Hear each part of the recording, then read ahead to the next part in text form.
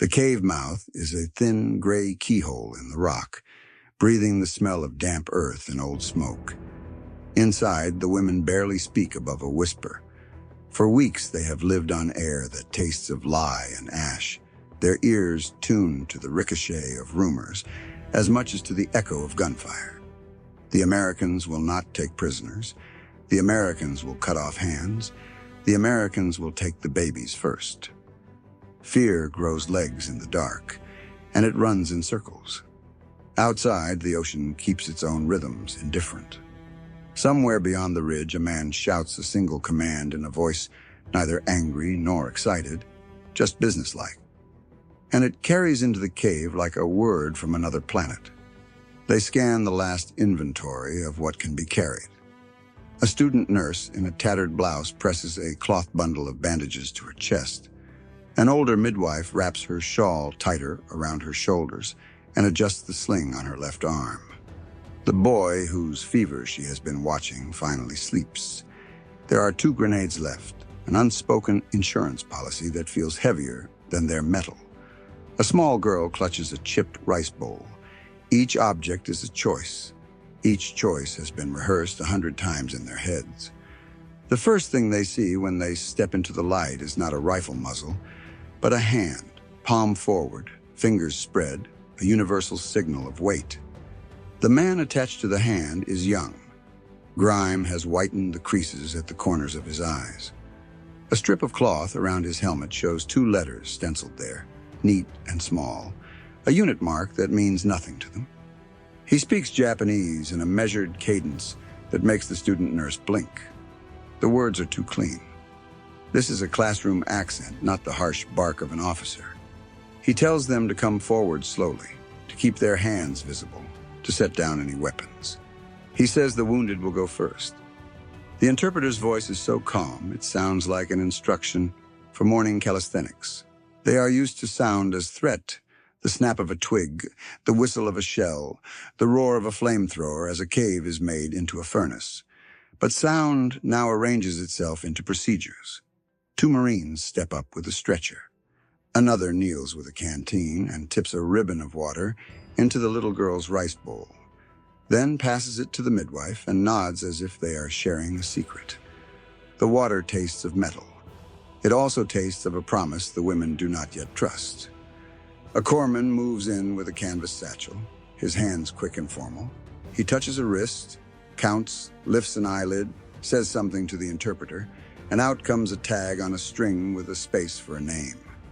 It is as if these men have brought a small, portable bureaucracy to the mouth of the cave and set it down like a field altar. Shock is an inventory in reverse. For weeks, the women had rehearsed the rehearsals. If captured, bite the glass, pull the pin, make yourself heir. Now their bodies refuse to move toward the script they once called courage. When the corpsman takes the student nurse's forearm and dabs iodine on the shallow cut she had ignored, the sting feels like proof that her arm belongs to the same world as his. He lifts the gauze, wraps it, and pins the end with a practiced half-twist. The gesture has the same logic as a bow. The first word that passes between the nurse and the American woman who appears at the edge of the path is not a word at all. It is a man's jacket draped over thin shoulders. The jacket smells of salt and cordite. The woman wearing the Red Cross armband is pale with fatigue. She has the stance of someone who has been standing for 12 hours and plans to stand for 12 more. She crouches, shows a syringe like an offering, speaks in English to the corpsman, then looks the nurse in the eyes and smiles with one side of her mouth. The contempt she was told would follow her if she lived long enough to see the enemy up close. It does not come. On the far side of the clearing, other caves are exhaling people. Some emerge with hands up, fingers splayed. Some look back over their shoulders as if hoping the mountain will swallow them again. A Marine stands guard with his weapon at a careful height, not pointing at faces, angled a few degrees low, the difference between aim and readiness. The interpreter's voice glides from one group to the next. The midwife hears fragments. Place the children here. We will move you in a moment. Do not run. The instructions arrange them into lines as if for a festival the island will never again hold. There are other shocks, smaller but biting. A bar of soap pressed into the student nurse's hand. The first she has handled in weeks. The smell is so sudden she could weep. A rectangle of brown bread that crumbles like sweet dust on the tongue. The sound of a pencil scratching as a young officer writes each woman's name in a ledger that looks freshly torn from a school desk. When he asks for their family names and their village, the student nurse gives both. She hears herself speak in a voice that sounds foreign because it is not whispering. One of the women puts a hand tentatively against the frame of the stretcher as the boy is lifted. She expects a barked reprimand. The Marine closest to her steps sideways and makes space, letting her keep her palm there as if the stretcher were a boat and the touch could steady it. He says something she cannot understand and then repeats one word she can. Mother. The interpreter translates a beat later, but she has already understood the tone. The rumor world in the cave had painted an enemy with one face, monstrous, singular, inevitable. The men around her have many faces. One is too young and tries to look older by setting his jaw.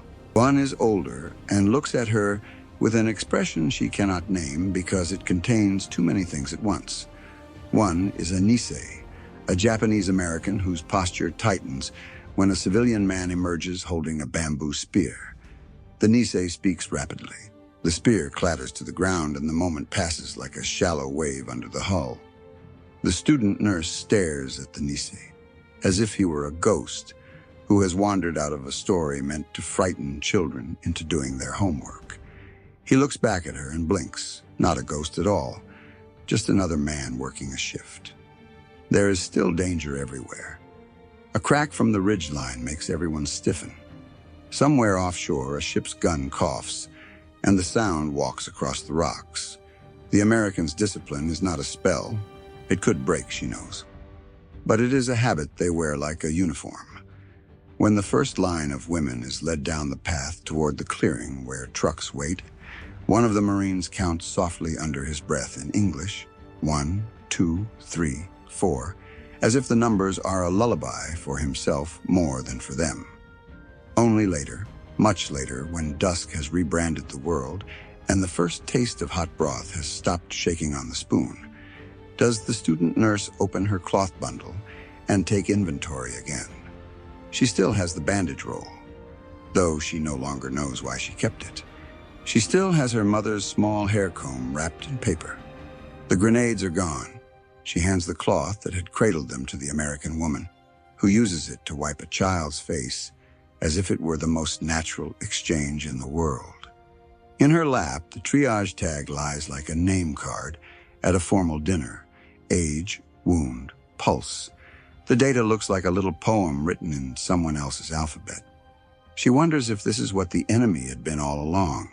Another grammar of order, another way of putting the broken pieces of a day in a line so they can be counted and therefore survived. Rumor dies hard. Even as the women shuffle into the clearing, their bodies still brace for the punishments they were promised in whispers. The soldiers will line you up. They will choose. They will take. Every glance from a guard is measured against that expectation. And yet the minutes pass differently. Instead of the chaos of menace, there is choreography. A sergeant calls out numbers. Men move to positions like parts of a drill.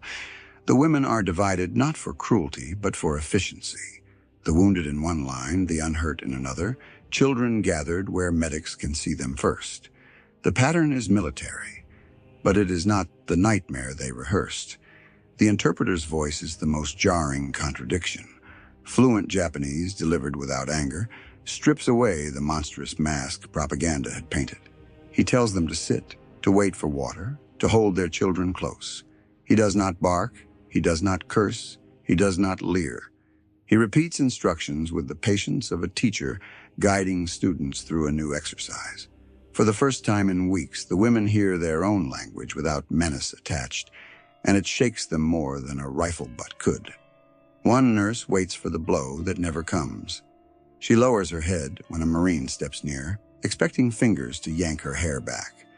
Instead, he places a tin cup of broth in her hands, moves away, and never looks back. She stares at the steam rising from the cup. It smells of onions and fat, heavy and alien, but undeniably food.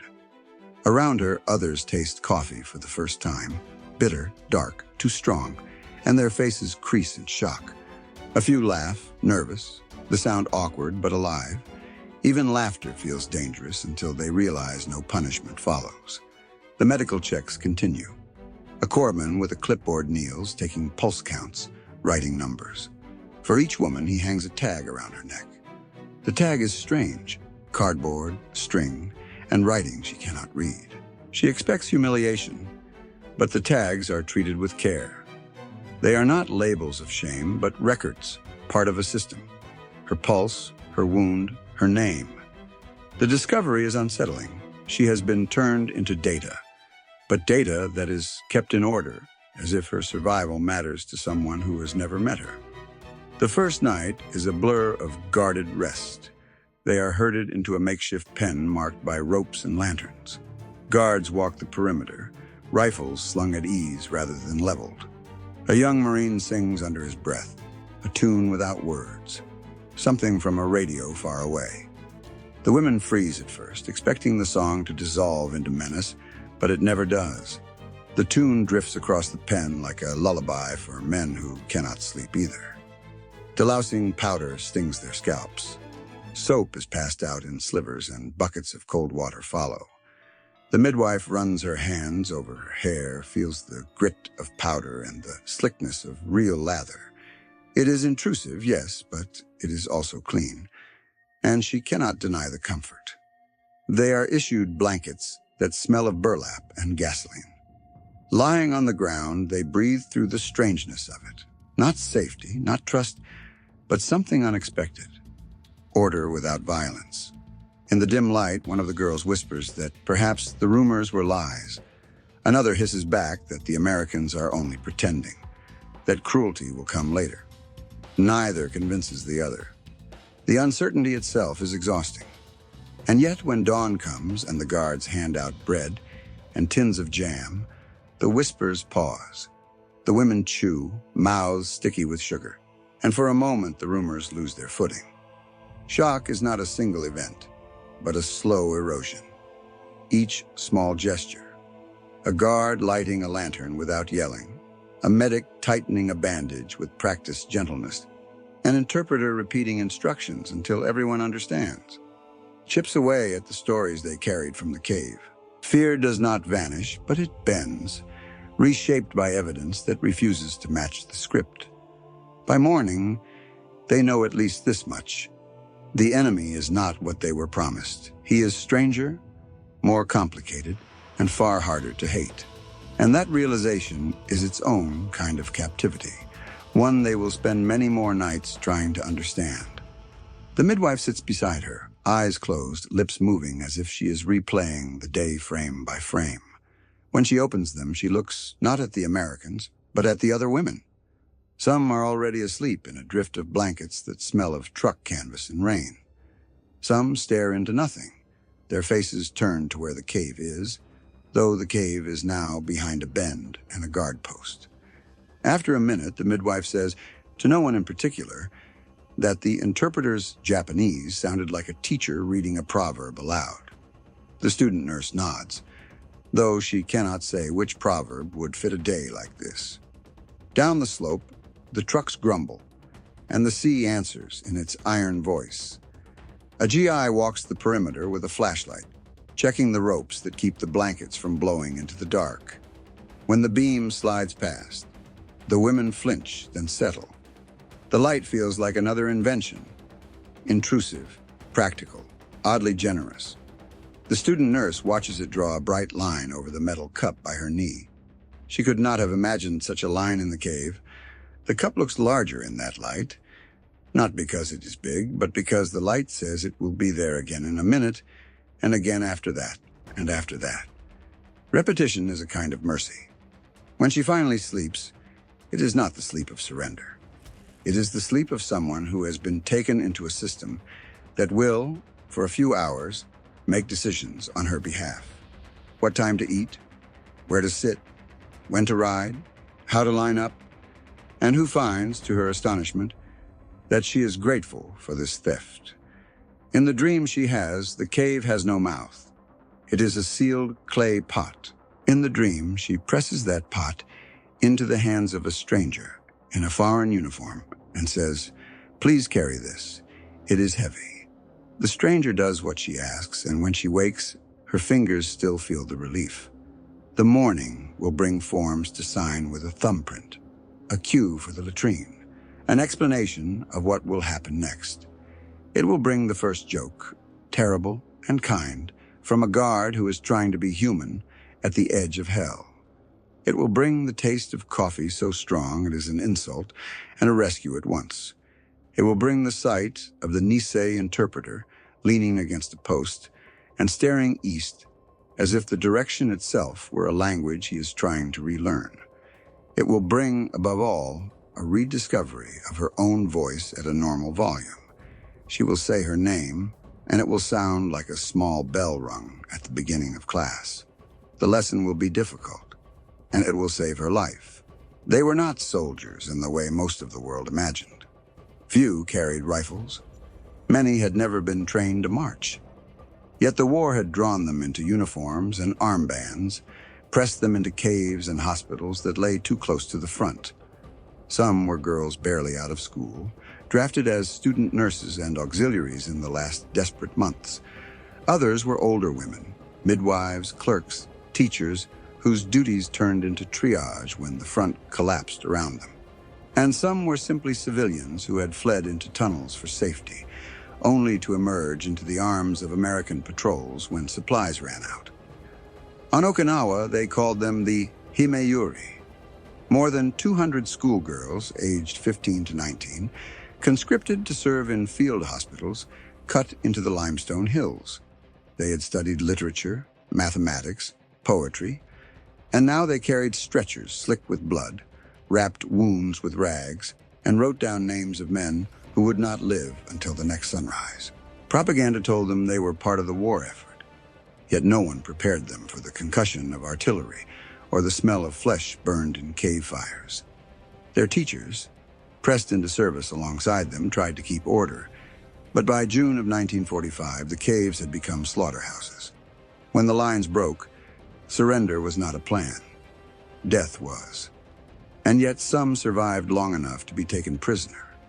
On Saipan, women and children were caught between two armies. Civilian families fled into ravines and dugouts. Mothers carried infants wrapped in cloth sacks. Students carried old school satchels stuffed with rice and talismans. Rumors swept through the caves like disease. The Americans would violate, would torture, would kill. Some women chose the cliffs instead, but others, cornered by fire or convinced by interpreters shouting through loudspeakers, stumbled into the open. They were not listed as prisoners of war in official tallies, more often called internees or civilians. But to the women themselves, captivity felt no different. It was the sudden loss of control, the end of a life shaped by orders from above. A smaller number were actual army nurses. In the Philippines, Japanese military hospitals fell during the American return. Some staff were captured with the wounded they had sworn to tend. They had worn khaki, drilled enough to salute, and understood that surrender was dishonor. Yet when columns of American troops reached them, they were too exhausted to resist. Their uniforms gave them no special protection from the humiliation of being searched, tagged, and lined up alongside civilians. Still, the shock was the same. The enemy they had been told to fear treated them with clinical detachment, sometimes even with care. Each path to captivity was different, but the feeling of arrival was similar. A girl with a bandage still wrapped around her head from an artillery blast. A teacher whose notebook was taken and set aside with her spectacles. A midwife who clutched her shawl so tightly the guards had to pry her fingers loose to inspect for hidden grenades. They had all been told there would be no tomorrow once the Americans came, And yet there was a tomorrow, and it began with a canteen, a tag, a queue for food. This, too, was a kind of battlefield, not one of gunfire, but of memory and expectation. The women were fighters of a different sort, conscripted by rumor and fear, taught that surrender was worse than death. Their shock lay not only in what they saw, American soldiers handing out bread, nurses tying bandages, interpreters speaking calmly, but in what they did not see. No monster emerged from the stories. The absence itself was devastating. Nightfall wraps the holding area in a damp blanket of sea air. Lanterns swing from ropes, throwing patches of yellow light over faces that look even paler in the glow. The women sit close, knees touching, trying to preserve the last scraps of the cave's closeness. But the cave is gone. Now there is only open sky, the smell of kerosene, and the rhythm of men moving along a perimeter they cannot cross. The first ritual is delousing. They are lined up, coats peeled away, and a white powder puffed into their hair and collars. The sting at the scalp, the grit in the ears, the cough it triggers, all of it humiliates. Yet it is done quickly, with the same efficiency as tagging baggage at a station. A sergeant barks something in English. The interpreter repeats it in Japanese. Hold still. It will help against fever. The midwife mutters under her breath that death would have been simpler. But the girl beside her scratches her scalp and whispers that it feels almost clean. Soap appears next. Slivers, cut from larger bars, passed down the line in metal trays. The smell is sharp and chemical, but it is unmistakably soap. Buckets of cold water follow. Women splash faces, rub at their arms, wipe weeks of smoke and blood away. For a moment there is laughter, startled and awkward. When one girl sneezes foam through her nose, no one silences it. The guards don't even glance up. The laughter lingers unpunished, like contraband left out in the open. Then food. Bread, thick slices with crusts too dark, handed out on tin plates. Small tins of jam, red and sticky, open with can openers that clatter like tools from another century. Coffee poured from battered pots into cups that taste of metal and ash. The bitterness makes many grimace, but they drink anyway because it is hot. Hunger and suspicion fight in their stomachs. Some hide half their portion in rags, not yet believing there will be more tomorrow. Afterward comes paperwork. A long table is set up under a canvas fly. A corporal with a pencil sits behind it, flanked by two Nasei interpreters. Each woman is called forward, one by one. Name, age, village, occupation. The answers are written down on index cards, clipped to the cardboard tags already hanging from their necks. A photograph is taken with a handheld camera, the flashbulb exploding white against the night. For many, it is the first time their likeness has been captured in light. Some lower their eyes in shame. Others stare straight into the lens as if daring the machine to tell the truth. Fingerprints follow. Ink pads, paper sheets, careful pressing of each finger in turn. The process is alien, almost intimate. The interpreter explains in flat tones, "This is for record. It will not harm you." The women look at each other, bewildered by the sheer bureaucracy of it. Their lives reduced to ink swirls and scribbled cards. Yet the cards are stacked neatly, filed, guarded. The order itself feels like a language they cannot read but cannot ignore. As the night deepens, guards distribute blankets. Coarse wool, heavy with the smell of oil and canvas. Women wrap themselves in them, forming clusters, heads bent together. Sleep comes unevenly. Some whisper prayers, some cry softly into their shawls. Others sit awake, staring at the silhouettes of the guards who walk their endless circuit. Rifles slung low, boots crunching gravel in a rhythm that becomes a strange sort of lullaby. No one touches them with cruelty. No one mocks. That absence is almost more shocking than violence would have been. The rumors had prepared them for pain, not for procedure. They had imagined chaos, not order. Yet here they are, numbered, tagged, fingerprinted, and astonishingly, still alive. By dawn, the women know the shape of their new captivity. It smells of soap, tastes of bitter coffee, and sounds like pencil lead scratching across cards. It is humiliating, yes, but it is also coherent. For the first time in weeks, the world around them runs on rules that do not shift with every shell burst. And that predictability, alien though it feels, begins to chip away at fear. The first truck ride is jolting, the road pitted and slick with rain. Women cling to the wooden rails, eyes darting between the armed guards and the horizon.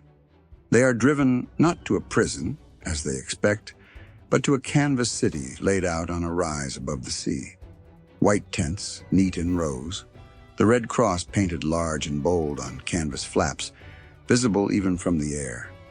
It feels impossible, like stumbling onto a festival ground after weeks of caves and fire. The women are guided into the largest tent, the air inside thick with antiseptic. The smell alone is a shock.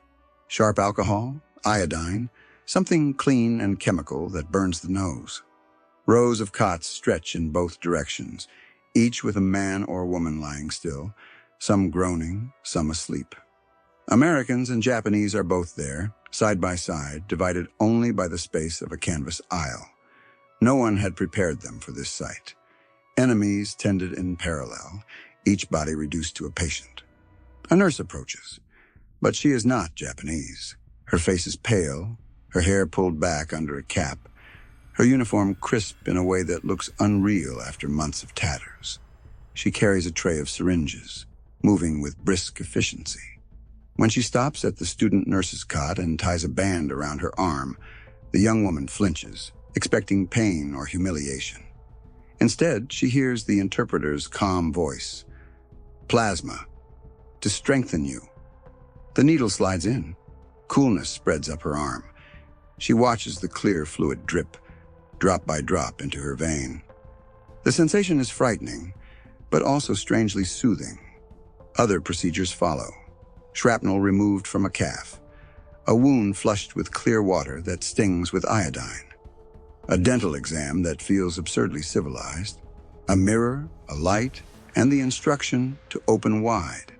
For women who have lived in darkness and dirt, the clinical intimacy of being examined is overwhelming. Shame and relief fight for space in their chests.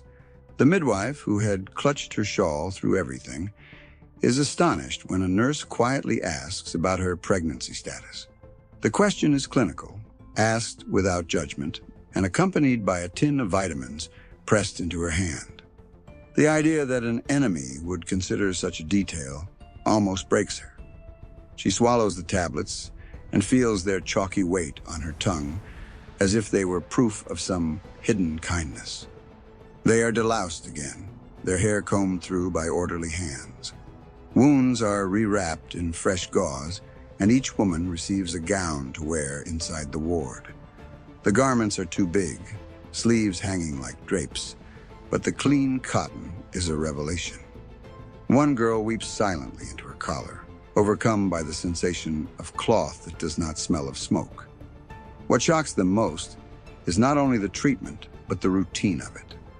A bell rings, trays of food appear, broth, bread, even fruit. A medic charts temperatures and pulses on clipboards hung at the foot of each bed. The rhythm of care is relentless and impersonal, as if they are part of a system larger than the war itself. And that, more than anything, shakes the foundation of the propaganda they carried. They had been told Americans were savages. Instead, they are treated as entries in a medical log, not cherished, perhaps, but not discarded either. The presence of American women magnifies the rupture. These nurses are not demons, but professionals.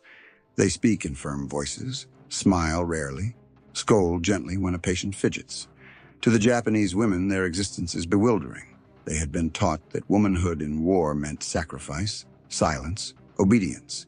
Here, women command orderlies, direct procedures, and carry authority written into their uniforms. It is not kindness alone that astonishes, but competence. The realization that the enemy's daughters hold syringes and stethoscopes with the same certainty that men hold rifles lingers long after the lights are dimmed. That night, Lying under blankets that smell faintly of detergent, the prisoners whisper to one another. Some wonder aloud if this care is a trick, meant to prolong suffering before some final cruelty. Others confess they feel safer here than they did in the caves. None can reconcile the contradiction. In their minds, the war had drawn two worlds apart. Yet here, under a white tent with a red cross stitched bold at its center, the worlds overlap in the rhythm of a drip chamber, the sting of iodine, and the steady heartbeat of a nurse checking a pulse. The morning begins not with guns or shouting, but with pens. A folding table has been set up outside the hospital tent, manned by clerks in khaki shirts, their sleeves rolled neatly above the elbow. The women are led there in small groups, each given a seat on a wooden bench. It feels strangely like school. Only instead of lessons, there are forms. Sheets of paper printed with English words, boxes to be filled, lines to be signed. The first shock comes with the ink. A clerk dips her hand into a small tin of black paste and presses each finger, one by one, onto a card. The ridges of her fingerprints bloom in perfect miniature on the paper. She stares at the pattern, both intimate and alien. She realizes that in this country, her identity is not bound to a family register or temple record, but to the whirls of skin at her fingertips. The thought unsettles her, but also impresses her. Next comes the photograph. A soldier adjusts a tripod camera, its lens glinting in the pale sun. The women are instructed to stand against a blank canvas sheet. The camera clicks, capturing their faces in a single flash of light. For women who had been taught to lower their gaze, the demand to look straight into the glass eye is jarring. Their images, once private, are now fixed forever in an American file. They do not know what will be done with these photographs, but the act itself feels like a strange form of possession. Then come the questions. An interpreter reads slowly from a form. Name, age, place of birth, parents' names, marital status, occupation. One woman, a schoolteacher, hesitates before answering. To admit her profession feels dangerous. Yet the American clerk nods briskly, writes teacher, and moves on without a flicker of interest. To the prisoners, this indifference is almost more shocking than hostility. Their details are not judged, only collected. Each life reduced to a line of neat handwriting, stacked in growing piles of manila folders. Medical records follow. Charts are updated with blood pressure, weight, even dental condition. A nurse carefully notes the fillings and missing teeth of each woman. One prisoner recalls years later how this moment struck her hardest. They were writing us down as if we mattered, as if our teeth were important. She had expected neglect or worse, but instead found herself cataloged like any American recruit. The bureaucracy has a rhythm. Fingerprints, photographs, questions, notes, cards stamped with dates. Each woman leaves the table with an identification tag hung around her neck, stamped with a number. For the first time since capture, they are not anonymous. The irony is sharp. They had lost their names in the chaos of defeat, only to regain them now as entries in a foreign system. Even the smallest details leave an impression. The rubber stamp that thuds against the paper, leaving a bold purple mark. The typewriter keys clacking as a clerk transcribes names into records. The steady scratching of pencils on lined forms. These sounds become the soundtrack of their new existence. In a strange way, the monotony of the process offers reassurance. Unlike the arbitrary terror of bombings or cave raids, this system is predictable, cold but not cruel. What astonishes them most is the sheer scale of it. Every prisoner, thousands across the camps, is processed with the same rigor. To women raised in a world where bureaucracy often bent to rank and privilege, the uniformity is startling. A farmer's daughter is documented with the same attention as an officer's widow. No favor, no insult, just lines filled in, stamps pressed down, cards stacked high. The system flattens them, but it also protects them. As evening falls, the women are herded back to their tents tags clinking against their collars. Some laugh nervously at the absurdity of it all. Others finger the stamped cards, marveling at the weight of the paper, the authority it carries. They whisper about what these files might mean. Are they a guarantee of safety? A trap? No one knows, but all understand that they have been absorbed into a machine much larger than themselves. Later, when one of the women writes secretly in a notebook, she describes the day not as humiliating, but as surreal. We were cataloged like books, she notes, but books are preserved. They are not burned. The comparison stays with her. She realizes that the paperwork is not just control, it is also, in its own way, a promise that they will not vanish without record, that their existence is now stamped into the archives of their enemy. The morning whistle cuts the silence before dawn. It is not the blare of sirens they knew in Japan, nor the shouted orders of a drill sergeant, but a short, practical blast from a handheld whistle. The women rise slowly, buttoning their issued clothes, some still clutching the blankets they have learned to treasure. Guards stand outside, rifles slung casually rather than leveled, their stance almost relaxed. A list is read. Work details are assigned. At first, the very idea of prisoners being sent to work feels familiar. In their minds, they expect punishment duty, hard labor meant to break them. Yet what follows is nothing of the sort. Some are marched to fields just beyond the wire, handed hoes and spades, and told to tend rows of vegetables. Others are led to a laundry tent where great steel drums spin uniforms with soap and hot water. A few are even assigned to kitchens, chopping vegetables under the watchful eye of American cooks. The rhythm of labor shocks them with its ordinariness. They had been prepared for pain, yet they find themselves doing tasks they once did at home, digging soil, scrubbing cloth, boiling rice. The absurdity stings. How can captivity feel so much like an extension of daily life? One woman, who had been a seamstress before the war, finds herself mending canvas covers for jeeps. Her fingers, once frozen stiff in the caves, now move deftly across clean cloth. She whispers to her neighbor, "It is like working in my shop again." The irony brings a small, guilty smile. The scale of American provision becomes clear in the fields. The prisoners are startled by the abundance of seeds, the quality of tools, even the ease with which irrigation is arranged. A simple pump delivers streams of water from a nearby well. They remember the cracked earth of their homeland, the shortages, the brittle stalks of rice that bent under drought.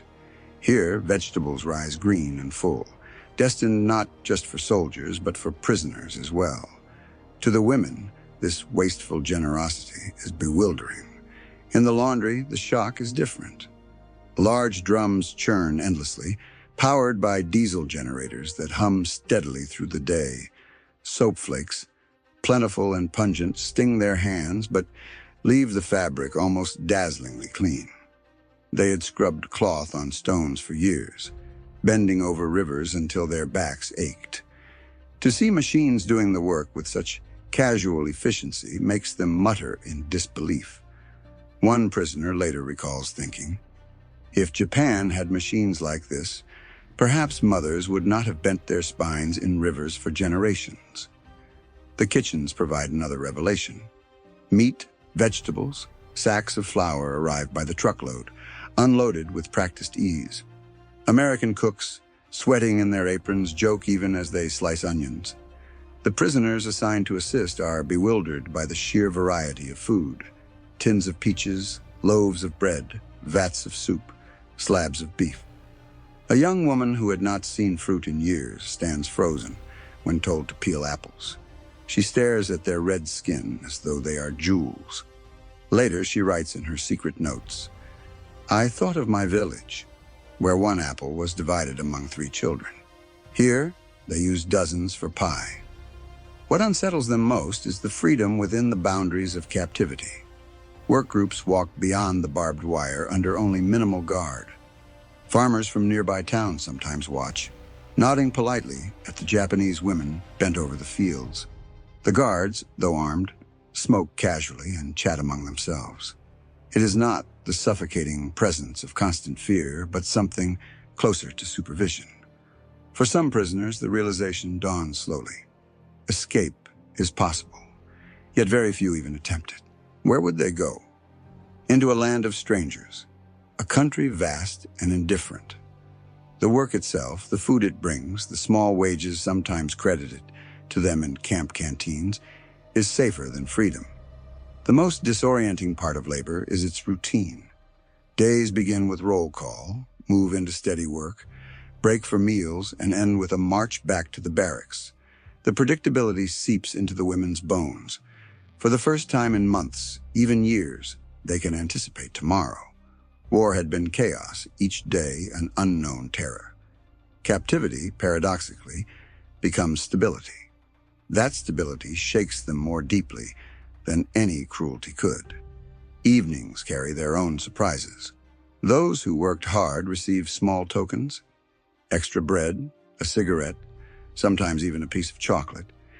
The idea that labor is rewarded, not punished, contradicts everything they had believed about the enemy. To some, it feels like manipulation. To others, it feels like dignity returned. Either way, it gnaws at the certainty of propaganda that painted Americans as merciless beasts. A story spreads among the prisoners of one woman assigned to a farm outside the wire. She works in silence, head bent over rows of corn. An American farmer's wife brings out water for the guards and, seeing the prisoner's exhaustion, offers her a cup as well. The woman accepts, trembling, and drinks deeply. The taste is simple, cold water from a well in a tub, but the gesture is shattering. In her mind, enemies do not share water. Yet here, under a bright Midwestern sun, a farmer's wife has handed her a cup without hesitation. The work changes them slowly. Muscles regain strength, hands grow calloused, and color returns to cheeks once hollowed by hunger. But more than their bodies, their assumptions change.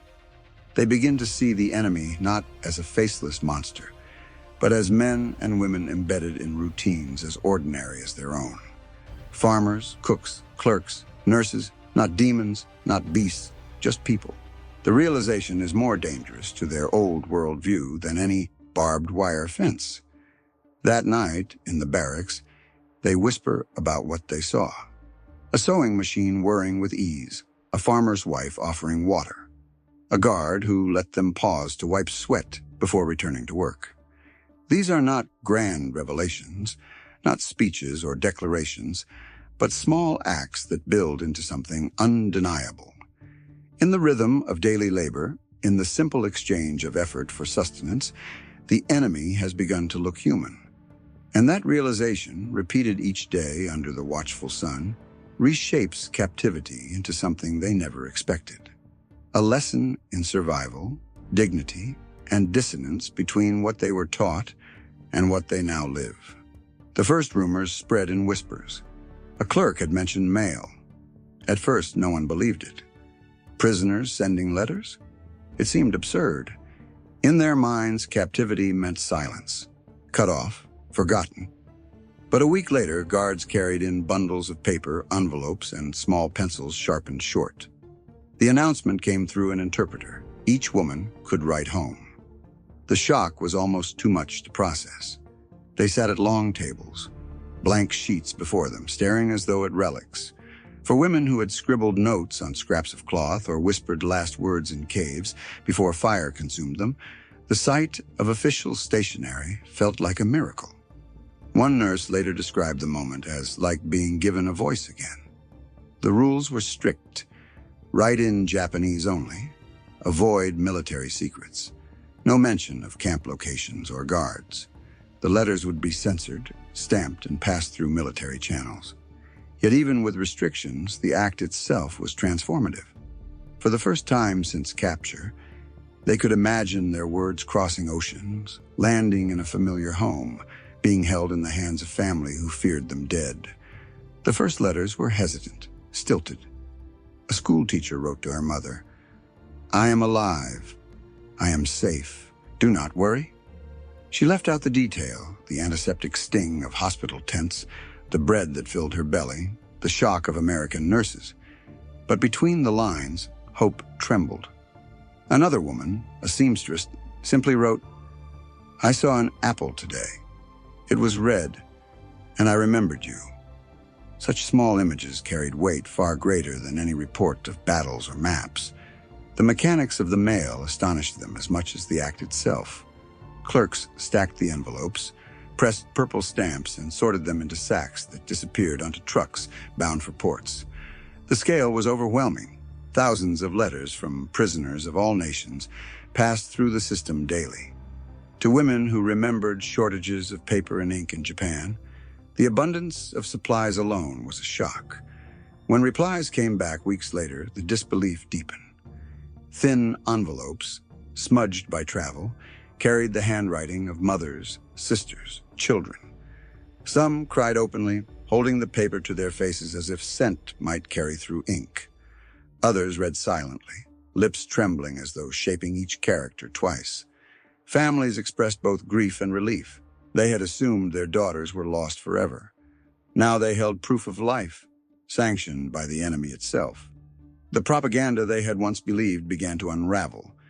They had been told Americans cared nothing for life, that prisoners would vanish without trace. Yet here was living proof of the opposite. An organized system, meticulous, almost bureaucratic in its mercy, ensuring words traveled across oceans in the midst of global war. Censors sometimes cut out sentences with black ink or clipped entire lines with scissors. Yet even those omissions carried meaning. They revealed a system that allowed truth to slip through, even if incomplete. A woman wrote about harvesting vegetables in camp fields. The censor let it pass. Another mentioned a guard's casual kindness. It survived the review. These fragments of humanity traveled home like contraband, undermining the image of the enemy as monstrous. For some, writing itself became therapy. The daily act of shaping words, recalling memories, describing even small details, gave structure to lives that had been stripped of control.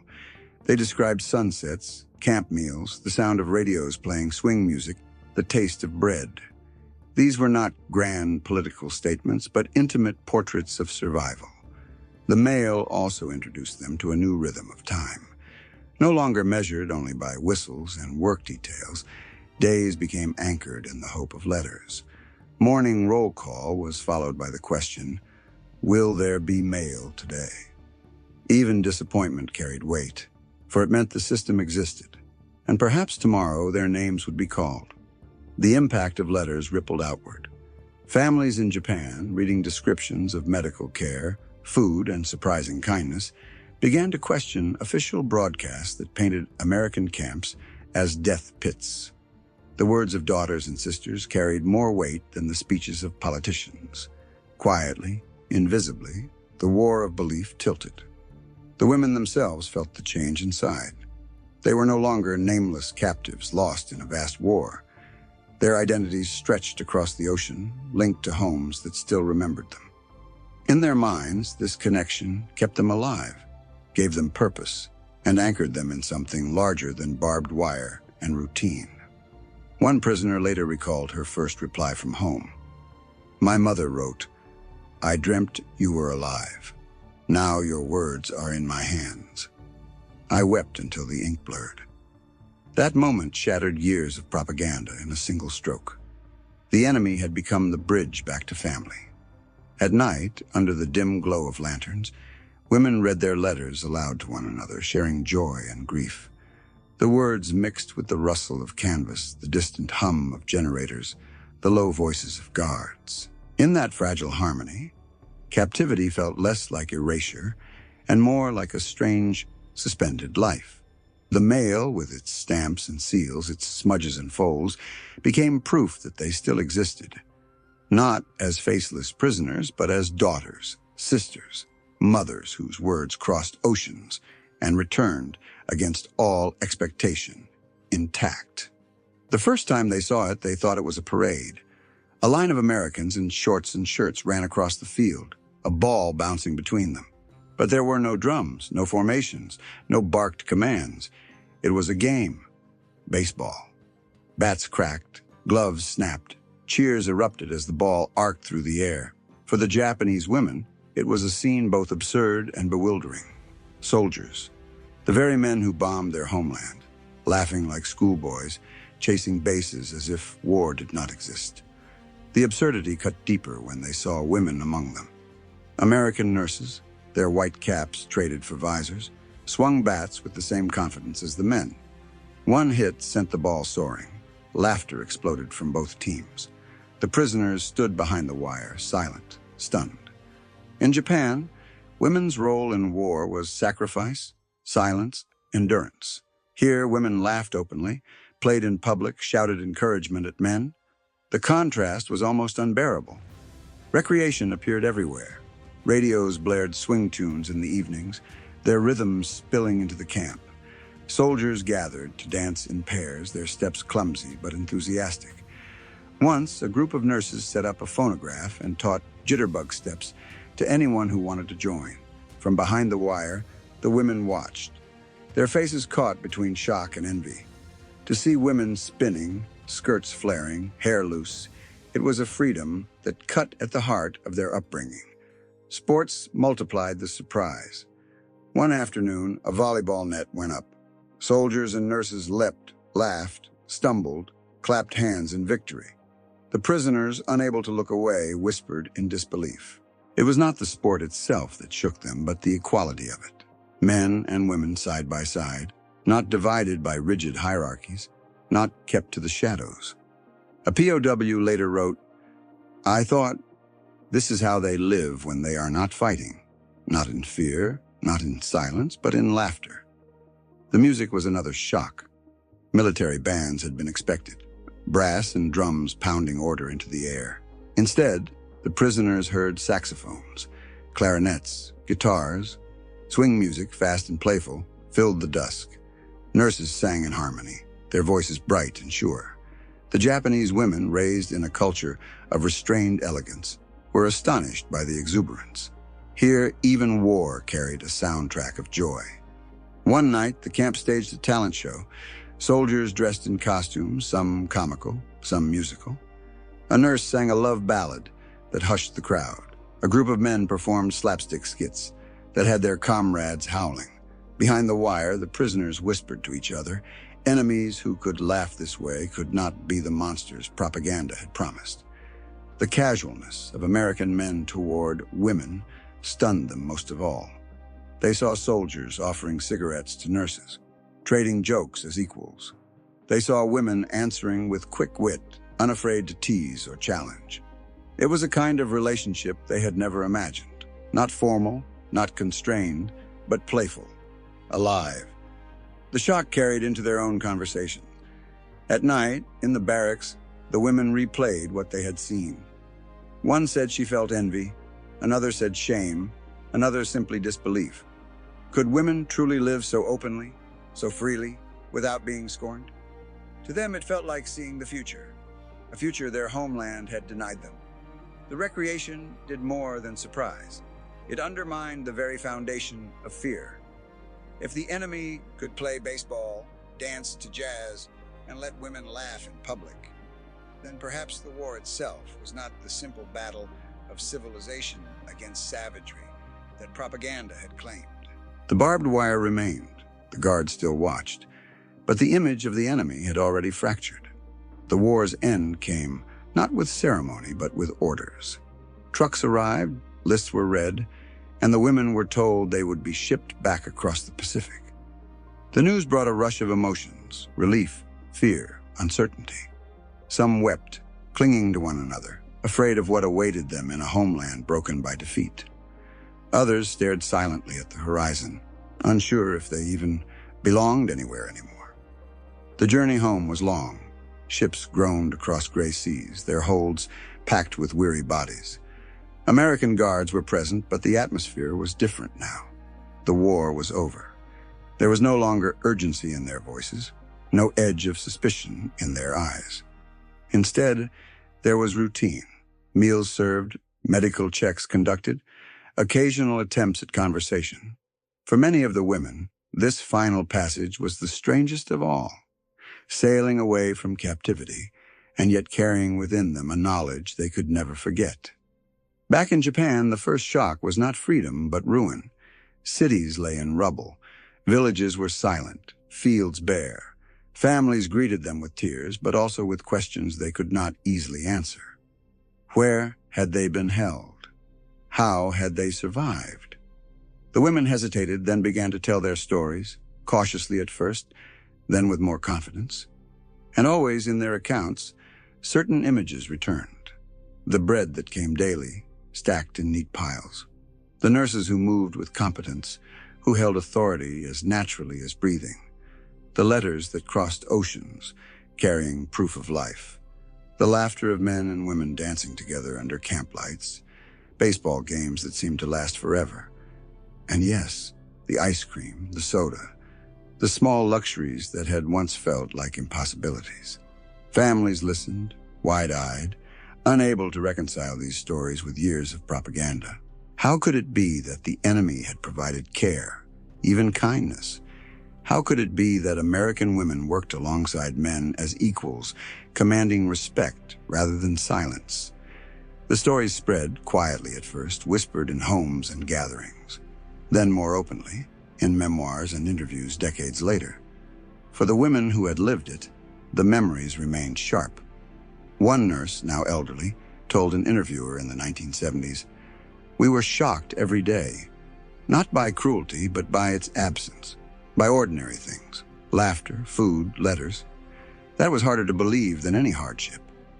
Another recalled the sound of swing music drifting through camp fences. "It was strange. I hated it then, but when I hear it now, I think of life." The impact reached deeper than nostalgia. These women carried with them a vision of another world, one where authority was tempered by routine, where women held visible roles, where abundance made even prisoners part of a system. They had been taught to fear monsters. Instead, they found people. The contradiction haunted them, but it also gave them a seed of hope for what life could be beyond war. Even in later years, when memories blurred and faces faded, certain details never left them. The taste of clean water handed freely, the feel of cotton gowns pressed into their arms, the sound of a nurse's firm but kind voice, the sight of soldiers laughing at a baseball game while the sun went down. These fragments became the story they told their children and grandchildren, not of defeat alone, but of revelation. And perhaps that was the strangest legacy of all, for in the end, what shocked them most was not the violence of war, but the humanity that slipped through its cracks. In America's camps, they found a mirror of possibility, fragile, imperfect, but unforgettable. They carried it home, and in telling it, they carried it forward.